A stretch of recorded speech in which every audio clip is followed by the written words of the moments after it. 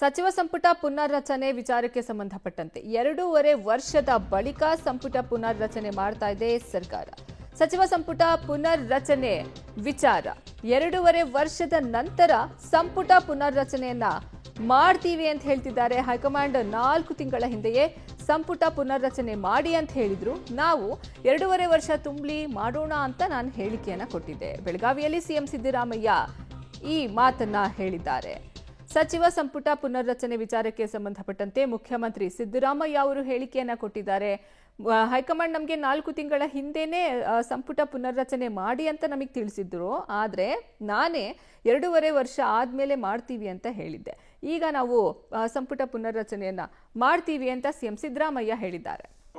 ಸಂಪುಟ ಪುನರ್ರಚನೆ ವಿಚಾರ ನಾವು ಇದಕ್ಕೆ ಕಪಿಲ್ ಸಿಬಲ್ ಅವರ ಕಾರ್ಯಕ್ರಮ ಹೊಂದಿದ್ದೀರಿ ಅಂತ ಹೇಳಿ ಕಪಿಲ್ ಸಿಬಲ್ ಅವರು ಪುಸ್ತಕ ಬರೆದಿದ್ದಾರೆ, ಅದನ್ನು ಬಿಡುಗಡೆ ಮಾಡಕ್ಕೆ ಹೋಗ್ತಾ ಇದ್ದಾರೆ.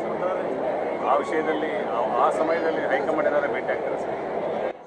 ಹೋದಾಗೆಲ್ಲ ಭೇಟಿ ಮಾಡ್ತೀನಿ, ಯಾವಾಗ ಹೋದಾಗಲೂ ಭೇಟಿ ಮಾಡ್ತೀನಿ, ಡೆಲ್ಲಿಗೆ ಹೋದಾಗೆಲ್ಲ ಭೇಟಿ ಮಾಡ್ತೀನಿ. ಹೈಕಮಾಂಡ್ನವ್ರನ್ನ ಯಾಕೆ ಆಗಲೇಬೇಕು, ಬಿಕಾಸ್ ನಮ್ಮ ಹೈಕಮಾಂಡ್ ಅವರು. ಸೊ ರಾಜ್ಯದಲ್ಲಿ ಏನು ನಡೀತಾ ಇದೆ, ಆಡಳಿತ ಹೇಗೆ ನಡೀತಾ ಇದೆ ಅನ್ನೋದೆಲ್ಲ ಅವ್ರಿಗೆ ತಿಳಿಸ್ತಕ್ಕಂಥ ಪ್ರಯತ್ನ ಮಾಡ್ತೀನಿ. ಸಾಕಷ್ಟು ಜನ ಆಕಾಂಕ್ಷಿಗಳಿದ್ದಾರೆ, ಬೇಡಿಕೆ ಕೂಡ ಇರುವಂಥದ್ದು ಯಾವುದು ನೋಡಪ್ಪ, ಹೈಕಮಾಂಡ್ನವರು ನಾವು 2.5 ವರ್ಷ ಆದಮೇಲೆ ಮಾಡ್ತೀವಿ ಅಂತ ಹೇಳಿದ್ದು. ಅವ್ರು ಹೈಕಮಾಂಡ್ನವ್ರು ಏನು ಹೇಳ್ತಾರೆ ಮಾಡಬೇಕು ಅಂತಂದ್ರೆ ಮಾಡ್ತೀವಿ.